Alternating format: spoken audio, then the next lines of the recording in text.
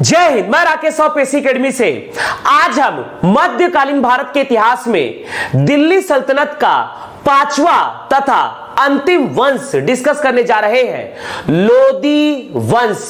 लोदी वंश का शासनकाल रहा है 451 ईस्वी से लेकर 1526 ईस्वी तक। बहलोल लोदी के द्वारा अलाउद्दीन आलम शाह के वजीर हमीद खां की नरेला के युद्ध में हत्या की जाती है और इस प्रकार से एक नए वंश की स्थापना की जाती है बहलोल लोदी के द्वारा, लोदी वंश। लोदी वंश भारत का पहला अफगान वंश होता है। तो यहां पर हम डिटेल में डिस्कस करेंगे लोदी वंश को, लेकिन सबसे पहले लोदी वंश के पारिवारिक समूह अर्थात फैमिली हायरार्की को हम डिस्कस करते हैं। ध्यान दीजिएगा, लोदी वंश हम यहां पर डिस्कस कर रहे हैं। लोदी वंश, लोदी वंश का शासनकाल रहा है 1451 ईस्वी से लेकर 1526 ईस्वी तक। यह रहा है भारत का पहला, यह है भारत का पहला अफगान शासन। यह है भारत का पहला अफगान शासन, क्योंकि बहलोल लोदी एक अफगानी सरदार था, इसलिए यह है भारत का पहला अफगान शासन। इसके पहले हमने जितने भी वंश डिस्कस किए हैं दिल्ली सल्तनत के अंतर्गत, गुलाम वंश, खिलजी वंश, तुगलक वंश तथा सैयद वंश, ये सभी के सभी तुर्क सरदारों का एक समूह था, अर्थात तुर्क शासन था। लेकिन भारत का पहला अफगान शासन है लोदी वंश। ध्यान दीजिएगा, लोदी वंश के संस्थापक हैं बहलोल लोदी। लोदी वंश के संस्थापक हैं बहलोल लोदी। लोदी वंश के संस्थापक रहे हैं बहलोल लोदी। लोदी वंश के संस्थापक बहलोल लोदी। बहलोल लोदी है लोदी वंश के संस्थापक। लोदी वंश के संस्थापक है बहलोल लोदी। बहलोल लोदी का शासनकाल रहा है 1451 ईस्वी से लेकर 1489 तक। कुल 38 वर्षों का शासन काल रहा है बहलोल लोदी का। बहलोल लोदी का कुल 38 वर्षों का शासन काल रहा है। तो इस प्रकार से दिल्ली सल्तनत में सबसे अधिक समय तक शासन करने वाले शासक रहे हैं बहलोल लोदी। दिल्ली सल्तनत में सबसे अधिक समय तक शासन करने वाले शासक रहे हैं बहलोल लोदी। बहलोल लोदी के द्वारा 1451 को किया जाता है नरेला का युद्ध। दिल्ली में हरियाणा बॉर्डर से संबंधित एक स्थान है नरेला। सैयद वंश के अंतिम शासक होते हैं अलाउद्दीन आलम शाह। अलाउद्दीन आलम शाह के वजीर अर्थात प्रधानमंत्री थे हमीद खां तथा सेनापति थे बहलोल लोदी। अलाउद्दीन आलम शाह, सैयद वंश के शासक अलाउद्दीन आलम शाह राजपाट का त्याग करके उत्तर प्रदेश के बदायूं चले जाते हैं और वहीं रहते हुए 1456 को उनकी हो जाती है मृत्यु। अब दिल्ली पर काबिज रहते हैं प्रधानमंत्री वजीर हमीद खां तथा सेनापति बहलोल लोदी। इनके बीच गृह युद्ध सिविल वॉर छिड़ता है और अंततः दिल्ली के नरेला में होता है 1451 को नरेला का युद्ध। यह युद्ध होता है सेनापति बहलोल लोदी तथा वजीर हमीद खां के बीच। हमीद खां का साथ देते हैं अलाउद्दीन आलम शाह के दामाद महमूद शाह। अर्थात नरेला का युद्ध 1451 को होता है बहलोल लोदी तथा हमीद खां तथा महमूद शाह के बीच, और इस युद्ध में को जीतते हैं बहलोल लोदी। हमीद खां मारा जाता है, महमूद शाह मारा जाता है और इस युद्ध को जीतते हैं बहलोल लोदी। और बहलोल लोदी के द्वारा एक नए वंश की स्थापना की जाती है लोदी वंश, जो कि दिल्ली सल्तनत का पहला अफगान शासन होता है। बहलोल लोदी का शासनकाल रहा है 1451 से लेकर 1489 तक, अर्थात कुल 38 वर्षों का। बहलोल लोदी दिल्ली सल्तनत के सबसे अधिक समय तक शासन करने वाले शासक होते हैं। बहलोल लोदी दिल्ली सल्तनत के एकमात्र ऐसे शासक होते हैं जो राज दरबार में ना बैठकर दरबारियों के बीच बैठते हैं। अर्थात बहलोल लोदी दिल्ली सल्तनत के एकमात्र ऐसे शासक होते हैं जो राज दरबार में ना बैठकर राज दरबारियों के बीच बैठते हैं। ये थे बहलोल लोदी। बहलोल लोदी के द्वारा किया गया था नरेला का युद्ध हमीद खां तथा अलाउद्दीन आलम शाह के दामाद महमूद शाह के साथ, और नरेला के युद्ध को जीतकर बहलोल लोदी ने लोदी वंश की स्थापना किया। ध्यान दीजिएगा, बहलोल लोदी का विवाह होता है एक सुनार की पुत्री के साथ। सुनार की पुत्री रहती है जैबनद। ये थी सुनार की पुत्री जैबनद के साथ बहलोल लोदी का विवाह होता है। बहलोल लोदी का विवाह होता है और इनसे पुत्र होते हैं। बहलोल लोदी तथा जैबनद से पुत्र होते हैं निजाम खां। यही निजाम खां शासक बनेंगे, तब ये नाम धारण करते हैं सिकंदर लोदी का। अर्थात सिकंदर लोदी का वास्तविक नाम है निजाम खां, अर्थात सिकंदर लोदी। बहलोल लोदी के बाद अगले शासक बनते हैं सिकंदर लोदी। बहलोल लोदी के बड़े पुत्र सिकंदर लोदी। हालांकि सिकंदर लोदी का वास्तविक नाम है निजाम खां।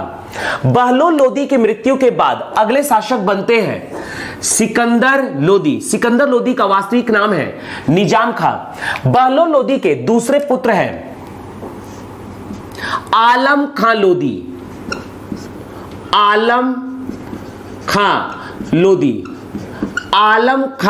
लोदी तथा तीसरे पुत्र होते हैं दौलत खां लोदी।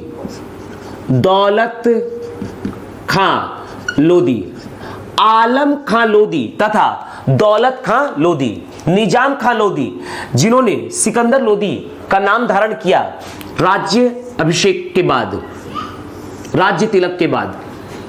ध्यान दीजिएगा,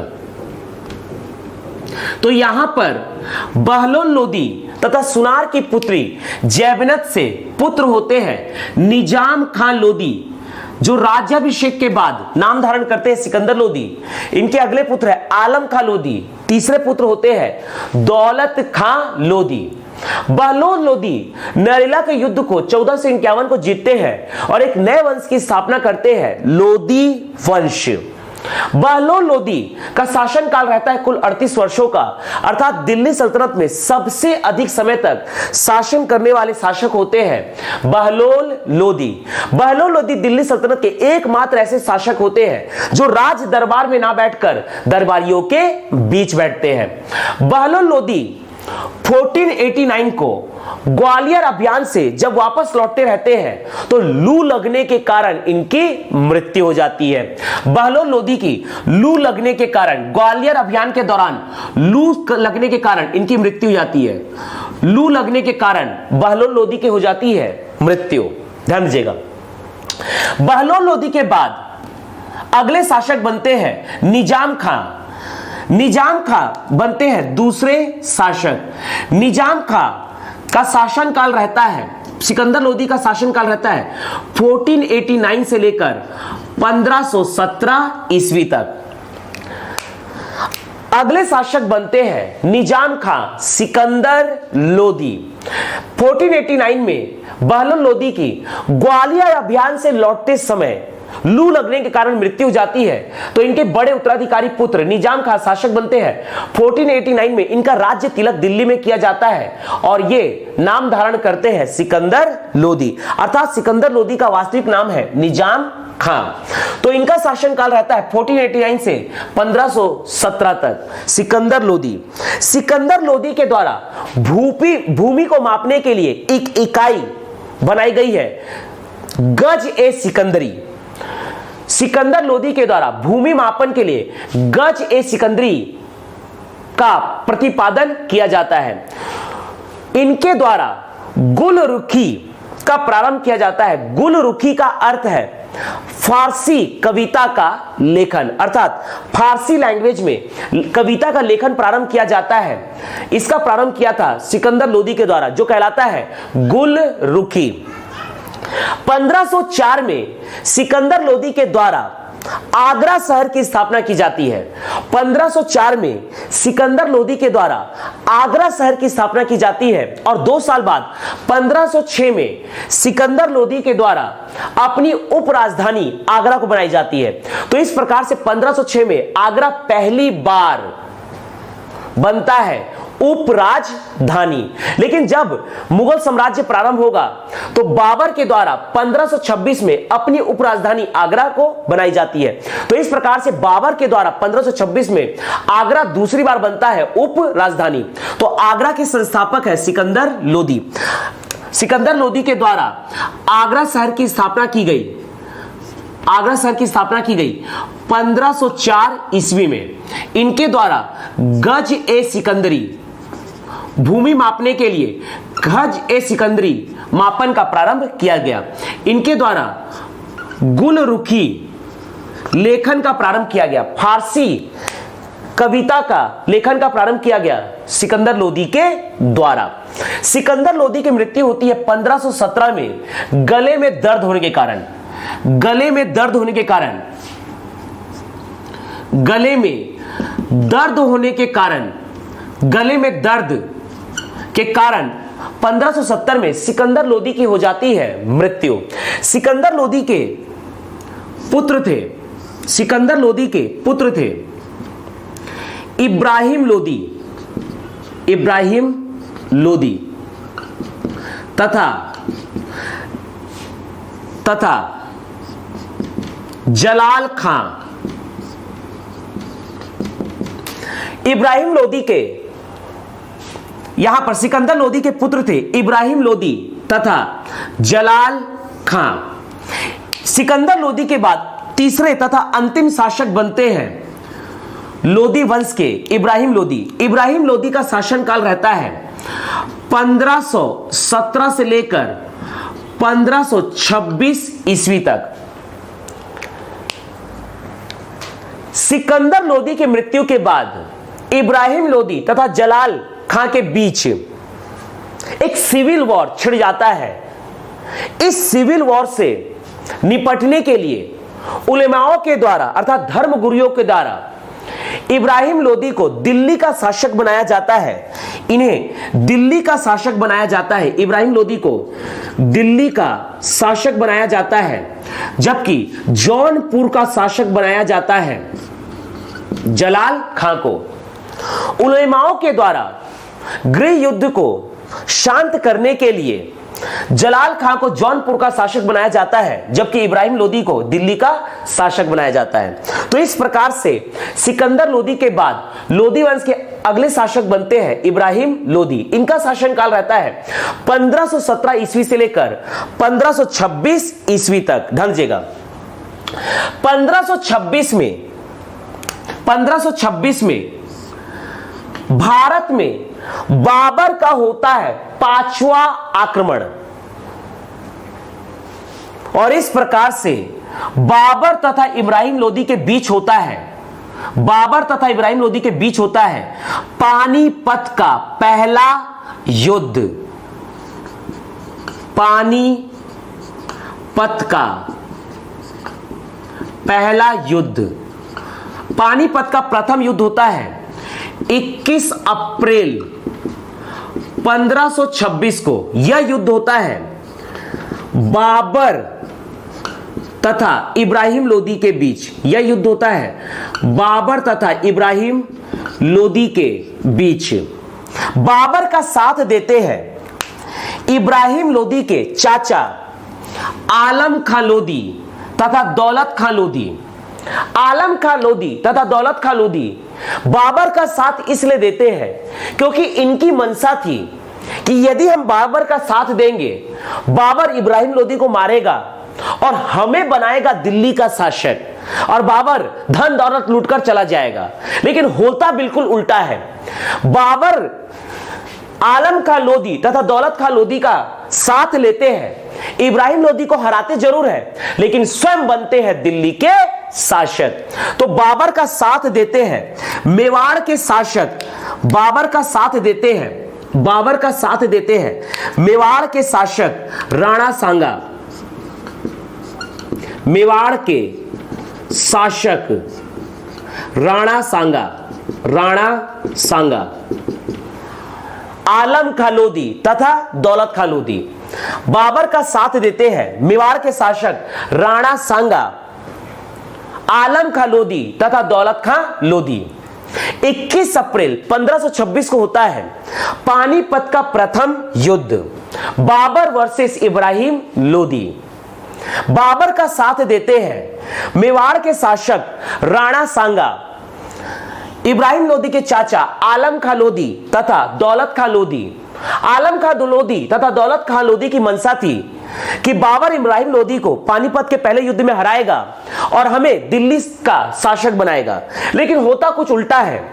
बाबर मेवाड़ के शासक राणा सांगा, आलम खां लोधी और दौलत खां लोधी के सहयोग से इब्राहिम लोधी को हराता है लेकिन स्वयं बनता है दिल्ली का शासक और बाबर के द्वारा एक नए वंश की स्थापना की जाती है, मुगल वंश। मुगल वंश 21 अप्रैल 1526 को होता है पानीपत का प्रथम युद्ध, बाबर वर्सेस इब्राहिम लोधी। यहां बाबर का साथ देते हैं मेवाड़ के शासक राणा सांगा, इब्राहिम लोधी के चाचा आलम खां लोधी तथा दौलत खां लोधी। इब्राहिम लोधी का इस युद्ध में साथ देते हैं ग्वालियर के शासक, ग्वालियर के शासक, ग्वालियर के शासक राजा विक्रमजीत, राजा विक्रमजीत, राजा विक्रमजीत इब्राहिम लोधी का साथ देते हैं और अंततः बाबर और इब्राहिम लोधी के बीच होता है पानीपत का पहला युद्ध। इस युद्ध में इब्राहिम लोधी तथा ग्वालियर के शासक राजा विक्रमजीत दोनों ही रणभूमि में ही मारे जाते हैं। इस युद्ध में इब्राहिम लोधी तथा ग्वालियर के शासक राजा विक्रमजीत दोनों ही युद्ध के दौरान रणभूमि में ही मारे जाते हैं। तो इस प्रकार से इब्राहिम लोधी दिल्ली सल्तनत का पहला ऐसा शासक होता है जो रणभूमि मारा जाता है, अर्थात दिल्ली सल्तनत में रणभूमि में मारा गया पहला व एकमात्र शासक होता है इब्राहिम लोधी। इब्राहिम लोधी पानीपत के पहले युद्ध के दौरान रणभूमि में ही मारा जाता है। तो इस प्रकार से दिल्ली सल्तनत में रणभूमि में ही मारा गया पहला व एकमात्र शासक होता है इब्राहिम लोधी। और अंततः इस युद्ध को जीतते हैं बाबर। बाबर का पानीपत का पहला युद्ध यह भारत में 5वां आक्रमण था। बाबर ने कुल 4 बार आक्रमण किया था इसके पहले। यह पानीपत का पहला युद्ध यह था बाबर का 5वां आक्रमण, यह था बाबर का 5वां आक्रमण। बाबर ने पानीपत के पहले युद्ध में पहली बार तोप का प्रयोग किया था।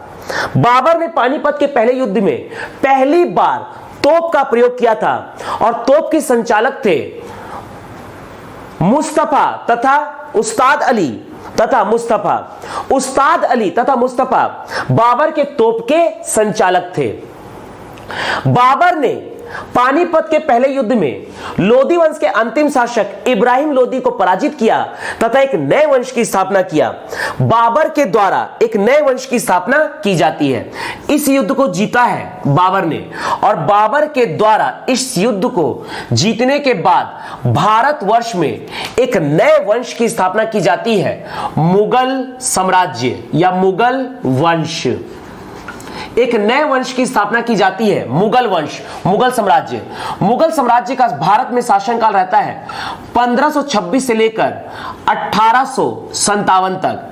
1526 से लेकर मुगल साम्राज्य चलेगा 1857 तक। पानीपत के पहले युद्ध में बाबर ने पहली बार तोप का प्रयोग किया था। तोप संचालक थे उस्ताद अली और मुस्तफा। बाबर ने पहली बार पानीपत के पहले युद्ध में तुगलका युद्ध पद्धति अर्थात घुड़सवार सेना का प्रयोग किया था। बाबर का यहां पर साथ दिया था मेवाड़ के शासक राणा सांगा, आलम खां लोदी तथा दौलत खां लोदी। पानीपत का पहला युद्ध बाबर का था भारत में 5वां आक्रमण। यह था भारत का 5वां आक्रमण। तो इस प्रकार से अंततः पानीपत के पहले युद्ध में इब्राहिम लोदी और ग्वालियर के शासक राजा विक्रमजीत रणभूमि में ही मारे जाते हैं। तो इस प्रकार से दिल्ली सल्तनत के प्रथम व एकमात्र शासक इब्राहिम लोदी जो रणभूमि में ही मारे गए थे। बाबर पानीपत के पहले युद्ध को जीतते हैं और जीत की खुशी में जब काबुल जाते हैं तो काबुल के प्रत्येक घर के अर्थात प्रत्येक परिवार को एक एक चांदी का सिक्का भेंट करते हैं। बाबर की इस दयाशीलता के कारण उन्होंने कलंदर की उपाधि धारण की। अर्थात पानीपत के पहले युद्ध को जीतने के बाद जब बाबर काबुल जाते हैं तो काबुल में प्रत्येक परिवार को एक एक चांदी का सिक्का बांटते हैं। इस दयाशीलता के कारण बाबर ने कलंदर की उपाधि धारण की। ये थे बाबर, और बाबर के द्वारा भारतवर्ष में एक नए वंश, नए साम्राज्य की स्थापना की जाती है, मुगल साम्राज्य, जिनका शासनकाल रहता है 1526 से लेकर 1857 तक। बाबर पानीपत के पहले युद्ध को देखने वाले व्यक्ति थे गुरु नानक। पानीपत के पहले युद्ध को स्वयं प्रत्यक्ष रूप से देखने वाले व्यक्ति थे गुरु नानक। गुरु नानक के द्वारा पानीपत के पहले युद्ध को स्वयं अपनी आंखों से देखा गया। तो यहां पर यह हमने ओवरऑल डिस्कस किया लोदी वंश की हिरार्की। लोदी वंश के संस्थापक होते हैं बहलोल लोदी। बहलोल लोदी की मृत्यु होती है ग्वालियर अभियान के दौरान। जब बहलोल लोदी वापस लौटते रहते हैं तो इनकी लू रंगे के कारण हो जाती है मृत्यु। 1451 ईस्वी को नरेला के युद्ध में बहलोल लोदी अलाउद्दीन आलम शाह के वजीर हमीद खां तथा अलाउद्दीन आलम खां के दामाद महमूद शाह को पराजित करते हैं और एक नए वंश की स्थापना करते हैं, लोदी वंश। लोदी वंश में बहलोल लोदी का शासनकाल रहा है 1451 ईस्वी से लेकर 1489 तक, अर्थात कुल 38 वर्षों का शासनकाल। अर्थात दिल्ली सल्तनत में सर्वाधिक समय तक शासन करने का श्रेय जाता है बहलोल लोदी को। बहलोल लोदी ने कभी भी राज दरबार में नहीं बैठते थे। बहलोल लोदी दिल्ली सल्तनत के एकमात्र ऐसे शासक थे जो राज दरबार में ना बैठकर दरबारियों के बीच बैठते थे। ग्वालियर अभियान के दौरान बहलोल लोदी जब ग्वालियर से वापस दिल्ली आ रहे थे तो लू लगने के कारण इनकी 1489 में मृत्यु होती है। बहलोल लोदी के बाद अगले शासक बनते हैं सिकंदर लोदी। सिकंदर लोदी का वास्तविक नाम है निजाम खां। 1489 में दिल्ली में इनका राज्य तिलक किया जाता है। सिकंदर लोदी के द्वारा 1504 में आगरा शहर की स्थापना की जाती है। 2 साल बाद 1506 को सिकंदर लोदी के द्वारा अपनी उप राजधानी बनाई जाती है आगरा को। तो इस प्रकार से आगरा पहली बार उप राजधानी बनता है 1506 में। और जब शासक बनेंगे भारतवर्ष में बाबर, मुगल साम्राज्य की स्थापना करेंगे तो 1526 में बाबर के द्वारा आगरा को अपनी उप राजधानी बनाई जाती है। तो इस प्रकार से आगरा दूसरी बार उप राजधानी बनता है। सिकंदर लोदी के द्वारा भूमि को मापने के लिए गज ए सिकंदरी पैमाने का निर्माण किया गया। सिकंदर लोदी के द्वारा गुलरुखी का प्रारंभ किया गया। गुलरिकी का अर्थ है फारसी कविता का लेखन का प्रारंभ। सिकंदर लोदी के गले में दर्द के कारण 1517 में इनकी हो जाती है मृत्यु। सिकंदर लोदी के बाद अगले शासक बनते हैं इब्राहिम लोदी। इब्राहिम लोदी का राणा सांगा के साथ युद्ध होता है 1518 को। इब्राहिम लोदी का 1518 को होता है युद्ध, खातौली का युद्ध। राजस्थान में कोटा के पास एक जगह है खातौली, यह खातौली का युद्ध होता है। इब्राहिम लोदी वर्सेस मेवाड़ के शासक राणा सांगा के बीच, और इस युद्ध को जीतते हैं मेवाड़ के शासक राणा सांगा, क्योंकि राणा सांगा की भी मंशा है कि ये दिल्ली के शासक बने। अंततः राणा सांगा, आलम खां लोदी, दौलत खां लोदी, इन तीनों की अपनी अपनी मंशा है कि ये दिल्ली के शासक बने। अंततः राणा सांगा, आलम खां लोदी, दौलत खां लोदी, ये तीनों मिलते हैं। बाबर ऑलरेडी भारत में 4 बार आक्रमण कर चुका था और धन दौलत लूट रहा था, अपने साम्राज्य का विस्तार कर रहा था। तो आलम खां लोदी, दौलत खां लोदी और राणा सांगा मिलते हैं बाबर से और एक समझौता करते हैं। बाबर को कहते हैं कि आप इब्राहिम लोदी को मारिए और हमें बनाइए दिल्ली का शासक, और आप अपार धन दौलत लूटिए। तो इस प्रकार से 21 अप्रैल 1526 को होता है पानीपत का पहला युद्ध, बाबर वर्सेस इब्राहिम लोदी। ये बाबर का था भारत में 5वां आक्रमण। बाबर का साथ देते हैं मेवाड़ के शासक राणा सांगा, दौलत खां लोदी तथा आलम खां लोदी। इब्राहिम लोदी का साथ देते हैं ग्वालियर के शासक राजा बिक्रमजीत, और अंततः इब्राहिम लोदी और ग्वालियर के शासक राजा बिक्रमजीत की रणभूमि में ही हो जाती है मृत्यु। तो इस प्रकार से दिल्ली सल्तनत के प्रथम व एकमात्र शासक होते हैं इब्राहिम लोदी, जिनकी मृत्यु रणभूमि में युद्ध के दौरान होती है। तो यहां पर हम लोदी वंश को अब डिटेल में मैपिंग वाइज डिस्कस करने जा रहे हैं, ध्यान दीजिएगा।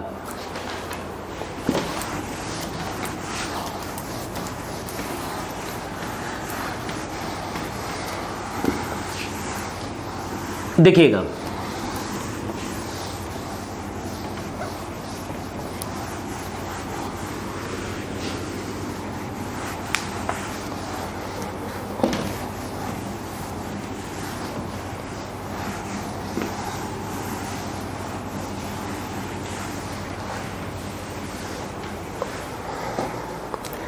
आगे हम डिटेल में डिस्कस करने जा रहे हैं लोदी वंश। ध्यान दीजिएगा,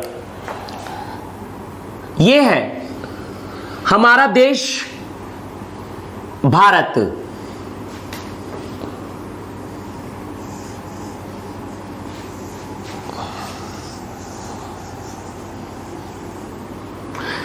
पाकिस्तान ऑक्यूपाइड कश्मीर, आजाद कश्मीर, जम्मू कश्मीर, लद्दाख, अक्साई चीन, पंजाब, हरियाणा, हिमाचल प्रदेश, यह आपका है मध्य प्रदेश, राजस्थान, गुजरात, उत्तर प्रदेश, छत्तीसगढ़, महाराष्ट्र, गोवा, कर्नाटक, केरल, तमिलनाडु, आंध्र प्रदेश, तेलंगाना, बिहार, झारखंड, उड़ीसा, सिक्किम, पश्चिम बंगाल, मेघालय, नागालैंड, मणिपुर, मिजोरम, त्रिपुरा, असम, अरुणाचल प्रदेश, यह है दिल्ली। ध्यान दीजिएगा, यहां पर हम डिटेल में डिस्कस करने जा रहे हैं लोदी वंश। लोदी वंश का शासनकाल रहा है 1451 ईस्वी से लेकर 1526 ईस्वी तक। लोदी वंश के संस्थापक रहे हैं बहलोल लोदी। बहलोल लोदी का शासनकाल रहा है 1451 से लेकर 1489 तक। दिल्ली के शासक बनते हैं बहलोल लोदी। दिल्ली के शासक बनते हैं बहलोल लोदी। बहलोल लोदी के द्वारा लोदी वंश की स्थापना की जाती है, यह है दिल्ली। दिल्ली में एक स्थान है नरेला, दिल्ली में स्थान है नरेला। नरेला में होता है नरेला का युद्ध, नरेला में होता है नरेला का युद्ध। दिल्ली के नरेला में होता है 1451 ईस्वी को नरेला का युद्ध, नरेला का युद्ध। नरेला हरियाणा तथा दिल्ली बॉर्डर से संबंधित एक स्थान है दिल्ली में, जहां पर होता है नरेला का युद्ध। दिल्ली के नरेला में होता है नरेला का युद्ध। दिल्ली के नरेला में होता है नरेला का युद्ध। 1451 ईस्वी को यह युद्ध होता है बहलोल लोदी, बहलोल लोदी तथा हमीद खां के बीच। हमीद खां, और हमीद खां का साथ देते हैं महमूद शाह, महमूद शाह। हमीद खां का साथ देते हैं महमूद शाह। बहलोल लोदी, बहलोल लोदी ये थे अलाउद्दीन, अलाउद्दीन आलम शाह, अलाउद्दीन आलम शाह सैयद वंश के अंतिम शासक, सैयद वंश के अंतिम शासक अलाउद्दीन आलम शाह के सेनापति, अलाउद्दीन आलम शाह के सेनापति बहलोल लोदी तथा अलाउद्दीन आलम शाह के वजीर थे, वजीर अर्थात प्रधानमंत्री थे हमीद खां। अलाउद्दीन आलम शाह के दामाद थे, दामाद थे महमूद शाह। तो इस प्रकार से अलाउद्दीन आलम शाह के द्वारा जब राजपाट त्याग करके अलाउद्दीन आलम शाह 1447 को बदायूं चले जाते हैं और बदायूं में रहते हुए 1456 को अलाउद्दीन आलम शाह की बदायूं में होती है मृत्यु। दिल्ली में वजीर बैठे रहते हैं हमीद खां, अलाउद्दीन आलम शाह के दामाद महमूद शाह तथा सेनापति बहलोल लोदी। तो इनके बीच एक गृह युद्ध छिड़ जाता है सत्ता को पाने की होड़ में, और अंततः 1451 को होता है नरेला का युद्ध बहलोल लोदी तथा हमीद खां के बीच, और इस युद्ध को जीतते हैं बहलोल लोदी। इस नरेला के युद्ध में हमीद खां और महमूद शाह मारे जाते हैं।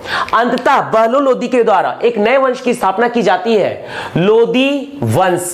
ध्यान दीजिएगा, लोदी वंश, बहलोल लोदी के द्वारा एक नए वंश की स्थापना की जाती है, लोदी वंश। बहलोल लोदी का शासनकाल रहता है 1451 ईस्वी से लेकर 1489 ईस्वी तक, अर्थात इनके द्वारा कुल 38 वर्षों तक दिल्ली सल्तनत पर शासन किया गया। अर्थात दिल्ली सल्तनत के सबसे ज्यादा, दिल्ली सल्तनत में सबसे ज्यादा शासन करने वाले शासक रहे हैं बहलोल लोदी। दिल्ली सल्तनत में सर्वाधिक समय तक, सर्वाधिक समय तक शासन करने वाले, शासन करने वाले शासक रहे हैं बहलोल लोदी। बहलोल लोदी राज दरबार में नहीं बैठते थे बल्कि राज दरबारियों के बीच बैठते थे। दिल्ली सल्तनत के एकमात्र शासक, दिल्ली सल्तनत के एकमात्र शासक अर्थात बहलोल लोदी, जो राज दरबार में, जो राज दरबार में ना बैठकर दरबारियों के बीच बैठते थे, दरबारियों के बीच बैठते थे। और ये दिल्ली सल्तनत के सबसे अधिक समय तक शासन करने वाले शासक रहे हैं बहलोल लोदी। ये है ग्वालियर। बहलोल लोदी के द्वारा 1489 में ग्वालियर अभियान चला गया था। ग्वालियर अभियान, ग्वालियर अभियान बहलोल लोदी के द्वारा किया गया था 1489 में। 1489 में ग्वालियर अभियान, ग्वालियर अभियान से लौटते समय, दिल्ली वापस लौटते समय 1489 में बहलोल लोदी ग्वालियर अभियान को विजिट करते हैं और ग्वालियर से वापस दिल्ली लौटते समय लू लगने के कारण इनकी हो जाती है मृत्यु। लू लगने के कारण इनकी हो जाती है मृत्यु। अर्थात 1489 में ग्वालियर अभियान से लौटते समय बहलोल लोदी की लू लगने के कारण हो जाती है मृत्यु। बहलोल लोदी के बाद अगला शासक बनते हैं सिकंदर लोदी। ध्यान दीजिएगा, अगले शासक हम डिस्कस करने जा रहे हैं सिकंदर लोदी। बहलोल लोदी के बाद दिल्ली के अगले शासक बनेंगे सिकंदर लोदी।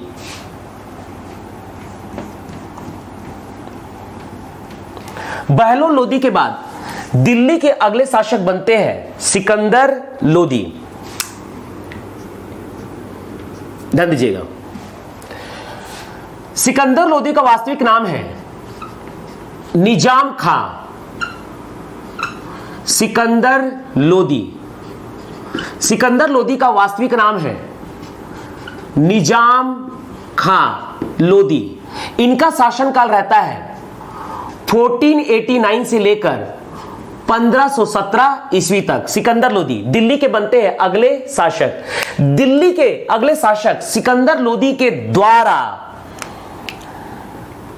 भूमि मापने के लिए गज ए सिकंदरी, भूमि मापने के लिए गज ए सिकंदरी, दिल्ली में गज ए सिकंदरी भूमि मापन के लिए, भूमि मापन के लिए गज ए सिकंदरी पैमाने का निर्माण किया जाता है।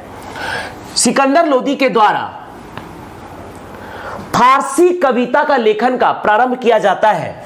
सिकंदर लोदी के ही शासनकाल में फारसी कविता के लेखन का प्रारंभ होता है जो कहलाता है गुल रुखी। गुल रुखी का प्रारंभ होता है। यह है फारसी कविता का लेखन। फारसी कविता का लेखन प्रारंभ होता है सिकंदर लोदी के शासन काल में। सिकंदर लोदी के द्वारा एक नए शहर की स्थापना की जाती है। सिकंदर लोदी के द्वारा आगरा शहर की स्थापना की जाती है। सिकंदर लोदी के द्वारा 1504 ईस्वी में आगरा शहर की स्थापना की गई है। आगरा शहर के संस्थापक हैं सिकंदर लोदी। सिकंदर लोदी के द्वारा 1504 में आगरा शहर की स्थापना की जाती है। आगरा शहर की स्थापना की जाती है और 2 साल बाद 1506 में सिकंदर लोदी के द्वारा अपनी उप राजधानी बनाई जाती है आगरा को। तो इस प्रकार से सिकंदर लोदी की उप राजधानी होती है आगरा। सिकंदर लोदी की उप राजधानी, सिकंदर लोदी की उप राजधानी बनती है आगरा। सिकंदर लोदी की उप राजधानी बनती है आगरा। तो इस प्रकार से पहली बार आगरा उप राजधानी बनती है 1506 में। पहली बार आगरा पहली बार उप राजधानी बनती है। पहली बार आगरा उप राजधानी बनती है 1506 में। और जब बाबर का शासन आएगा तो 1526 में बाबर के द्वारा बनाई जाएगी अपनी उप राजधानी आगरा को। तो बाबर के द्वारा बनाया जाता है अपनी उप राजधानी आगरा को। बाबर की उप राजधानी, बाबर की उप राजधानी बनती है आगरा। तो इस प्रकार से दूसरी बार आगरा बनती है उप राजधानी 1526 में। आगरा शहर के संस्थापक है सिकंदर लोदी। 1504 में सिकंदर लोदी के द्वारा आगरा शहर की स्थापना की जाती है। 1504 में आगरा शहर की स्थापना की जाती है सिकंदर लोदी के द्वारा। आगरा शहर की स्थापना की जाती है सिकंदर लोदी के द्वारा। सिकंदर लोदी के द्वारा। और अंततः गले में दर्द होने के कारण 1517 को दिल्ली में गले में दर्द होने के कारण सिकंदर लोदी की हो जाती है मृत्यु। गले में दर्द के कारण सिकंदर लोदी की हो जाती है मृत्यु। सिकंदर लोदी का सबसे बड़ा काम है आगरा शहर की स्थापना करना। 1504 में सिकंदर लोदी के द्वारा आगरा शहर की स्थापना की जाती है। सिकंदर लोदी के बाद अगले शासक बनते हैं इब्राहिम लोदी। दिल्ली में अगले शासक बनते हैं इब्राहिम लोदी। ध्यान दीजिएगा।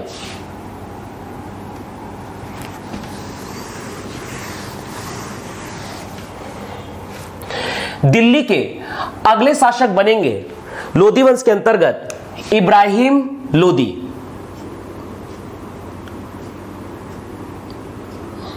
ध्यान दीजिएगा। लोदी वंश के अंतिम शासक होते हैं इब्राहिम लोदी। इब्राहिम लोदी। ध्यान दीजिएगा। इनका शासनकाल रहा है 1517 से लेकर 1526 ईस्वी तक। दिल्ली में लोदी वंश के अंतिम शासक होते हैं इब्राहिम लोदी। ध्यान दीजिएगा। इब्राहिम लोदी के चाचा थे आलम खां लोदी, दौलत खां लोदी, और इनके समय में मेवाड़ के शासक थे। इन्हीं के समय में मेवाड़ के शासक थे। ये है मेवाड़, राजस्थान में ये है मेवाड़। मेवाड़ के शासक थे राणा सांगा। इनके समय में मेवाड़ के शासक थे राणा सांगा। राणा सांगा थे मेवाड़ के शासक। मेवाड़ के शासक थे राणा सांगा। इब्राहिम लोदी के शासनकाल में मेवाड़ के शासक थे राणा सांगा। इब्राहिम लोदी तथा राणा सांगा के बीच युद्ध होता है राजस्थान के खातोली नामक स्थान पर। यह है राजस्थान का खातोली। कोटा से आगे आता है, जयपुर के पहले पड़ता है खातोली। खातोली का युद्ध होता है 1518 ईस्वी को। 1518 ईस्वी को मेवाड़ शासक राणा सांगा और इब्राहिम लोदी के बीच होता है खातोली का युद्ध। खातोली का युद्ध। यह युद्ध होता है इब्राहिम लोदी तथा मेवाड़ के शासक राणा सांगा के बीच, और इस युद्ध को जीतते हैं राणा सांगा, अर्थात राणा सांगा की शक्ति बढ़ जाती है। अंततः राणा सांगा फिर भी जानते थे कि यदि मुझे दिल्ली का शासक बनना है तो अभी भी मेरी सेना इसके लिए तैयार नहीं है। मुझे एक विशाल सेना तैयार करना होगा। अंततः राणा सांगा जाके मिलता है इब्राहिम लोदी के चाचा आलम खां लोदी तथा दौलत खां लोदी से। अब राणा सांगा, आलम खां लोदी तथा दौलत खां लोदी एक योजना बनाते हैं कि हमें हराना है इब्राहिम लोदी को और दिल्ली में शासन करना है। इसके पहले 4 बार तक बाबर भारत पर आक्रमण कर चुका था। तो राणा सांगा, आलम खां लोदी, दौलत खां लोदी दिमाग लगाते हैं कि यदि हमने बाबर का साथ दिया तो बाबर भारत पर आक्रमण करेगा, धन दौलत लूटेगा और वापस चला जाएगा और हम बन जाएंगे दिल्ली के शासक। तो इस प्रकार से राणा सांगा, आलम खां लोदी, दौलत खां लोदी ये जाकर मिलते हैं बाबर से, और इस प्रकार से बाबर तथा इब्राहिम लोदी के बीच होता है हरियाणा के पानीपत में। यह है हरियाणा का पानीपत। यह है हरियाणा का पानीपत, जहां पर होता है पानीपत का पहला युद्ध। हरियाणा के पानीपत में होता है, हरियाणा के पानीपत में होता है, हरियाणा के पानीपत में होता है 21 अप्रैल 1526 को पानीपत का प्रथम युद्ध। पानीपत का प्रथम या पहला युद्ध।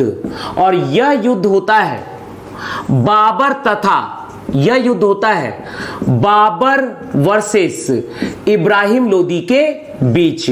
यह युद्ध होता है बाबर वर्सेस इब्राहिम लोदी के बीच। यहां पर बाबर का साथ देते हैं मेवाड़ के शासक राणा सांगा, मेवाड़ के शासक राणा सांगा तथा इब्राहिम लोदी के चाचा आलम खां लोदी, आलम खां लोदी तथा इब्राहिम लोदी के चाचा दौलत खां लोदी, दौलत खां लोदी तथा इब्राहिम लोदी का साथ देते हैं ग्वालियर के शासक, ये है ग्वालियर, ग्वालियर के शासक राजा विक्रमजीत। इस समय ग्वालियर के शासक थे राजा विक्रमजीत, ग्वालियर के शासक थे राजा विक्रमजीत। इब्राहिम लोदी का साथ देते हैं ग्वालियर के शासक राजा विक्रमजीत, राजा विक्रमजीत। और अंततः 21 अप्रैल 1526 पानीपत के पहले युद्ध में इब्राहिम लोदी तथा राजा विक्रमजीत रणभूमि में ही मारे जाते हैं, युद्ध भूमि में ही मारे जाते हैं, युद्ध भूमि में ही में इनकी होती है मृत्यु। तो इस प्रकार से इब्राहिम लोदी दिल्ली सल्तनत के पहले व एकमात्र ऐसे शासक होते हैं जिनकी मृत्यु रणभूमि में युद्ध के दौरान होती है। बाबर का साथ देते हैं राणा सांगा, आलम खां लोदी, दौलत खां लोदी और इस युद्ध को जीतते हैं बाबर। और बाबर के द्वारा भारत में एक नए वंश की स्थापना की जाती है, मुगल वंश। इस प्रकार से भारतवर्ष से लोदी वंश तथा दिल्ली सल्तनत का समापन होता है और बाबर के द्वारा एक नए वंश की स्थापना की जाती है, बाबर के द्वारा एक नए वंश की स्थापना की जाती है, मुगल वंश या मुगल साम्राज्य। बाबर के द्वारा एक नए वंश की स्थापना की जाती है, मुगल साम्राज्य, जो चलेगा 1526 से लेकर 1857 तक। मुगल साम्राज्य या मुगल वंश का शासनकाल रहेगा 1526 से लेकर 1857 तक। पानीपत के पहले युद्ध में बाबर के द्वारा, पानीपत के पहले युद्ध में बाबर के द्वारा पहली बार तोप का प्रयोग किया गया, पहली बार तोप का प्रयोग किया गया और तोप के संचालक थे उस्ताद अली और मुस्तफा, उस्ताद अली तथा मुस्तफा। बाबर के द्वारा पहली बार पानीपत के युद्ध में तोप का प्रयोग किया गया तथा इस युद्ध में पहली बार बाबर के द्वारा तुगलका युद्ध पद्धति, तुगलका युद्ध पद्धति अर्थात घुड़सवार सेना का प्रयोग किया गया। बाबर ने पानीपत के पहले युद्ध को जीता और काबुल जाकर प्रत्येक परिवार को एक एक चांदी का सिक्का बांटा। बाबर ने पानीपत के युद्ध को जीता और काबुल जाकर, यह है पाकिस्तान, ध्यान दीजिएगा, और यहां पर है अफगानिस्तान, ध्यान दीजिएगा, यहां पर है अफगानिस्तान, अफगानिस्तान में यहां पर है काबुल। काबुल जाकर बाबर ने प्रत्येक परिवार को चांदी का सिक्का बांटा, प्रत्येक परिवार को चांदी का सिक्का खुशी के रूप में प्रदान किया। काबुल जाकर बाबर ने प्रत्येक परिवार को चांदी का सिक्का बांटा। इस दानशीलता के कारण बाबर ने कलंदर की उपाधि धारण की। इस दानशीलता के कारण बाबर ने कलंदर की उपाधि पानीपत के पहले युद्ध के बाद धारण किया। पानीपत के पहले युद्ध के बाद बाबर ने खुशी में काबुल में एक एक परिवार को चांदी की सिक्का बांटा। इस दानशीलता के कारण बाबर कलंदर की उपाधि धारण करते हैं। बाबर के द्वारा कलंदर की उपाधि धारण की गई। बाबर ने पानीपत का प्रथम युद्ध लड़ा था। यह बाबर का था भारत में पांचवा आक्रमण। यह था भारत में बाबर का पांचवा आक्रमण। यह था भारत में बाबर का पांचवा आक्रमण। और पानीपत के पहले युद्ध को प्रत्यक्ष रूप से देखा है। पानीपत के पहले युद्ध को प्रत्यक्ष रूप से प्रत्यक्ष दर्शन करता थे, प्रत्यक्ष